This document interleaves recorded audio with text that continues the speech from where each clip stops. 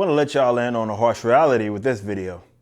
I mean, you should understand this, but some of y'all are naive enough to think that there aren't that many evil people that are involved in some of the things that you generally look at as a positive thing, as great things, as necessary things and institutions.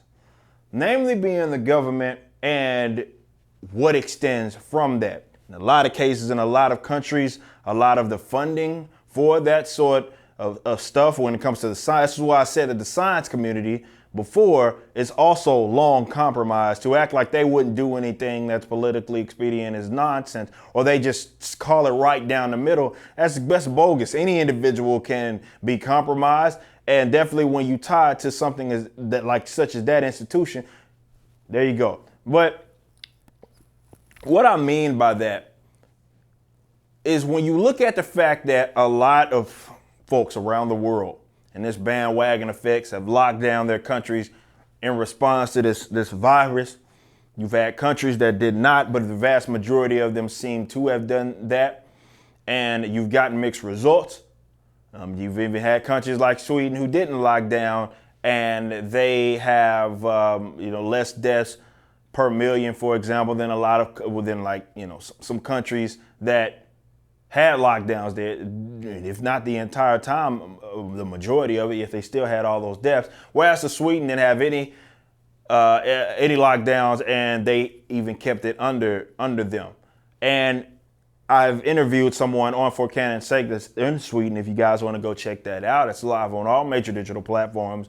But when I bring that up, you get people that will be like, okay, well, all that's happening. Why is all of that going down? And they're playing politics. Like, they don't think that makes sense to them. That's because you don't understand how evil people are, especially government. They're bad people. Yes, in America's case, when you look at the fact that there's an election coming up, and yet we got all of this data that's out there now, and in a lot of cases, the country is still locked down. You have mask mandates and all of this stuff. They've lied. They moved the goalposts. They said, well, the mask will allow you to get back to work and do all these other things. As you got folks that still got their states locked down, and they got mask mandates, and it doesn't seem to have changed their numbers in a significant way.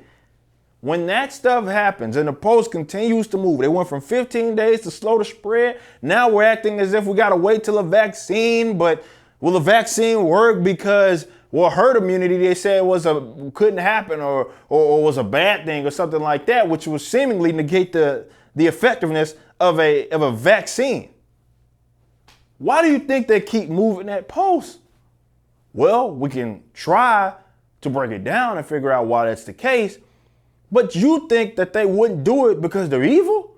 You don't think people would ruin an economy just for the sake of making someone look bad? Maybe Republicans, maybe even your Lord and Savior, Donald Trump. But some people think he's the Lord and Savior. Some people think he's the Antichrist, depends on who you ask. But you don't think they would do that? Of course they would. You don't think that people within the medical field or the science field would say something that, or advise more so, it's more of that, more of the advisory thing. A lot of this stuff isn't a medical question. A lot of it's economics tied with, and a lot of these guys aren't economists. You don't think they would say something as silly as, yeah, lock it down.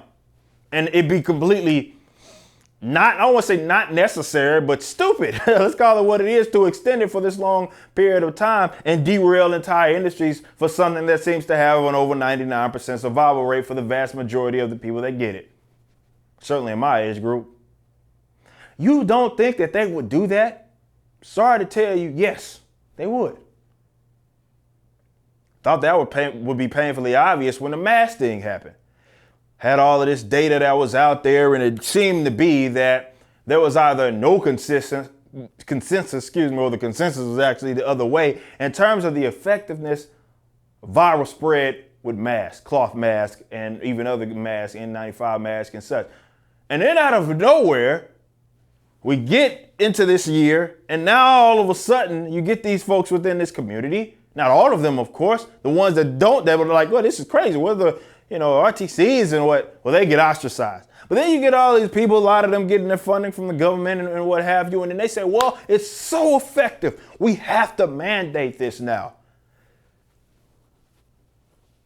That don't seem weird to you.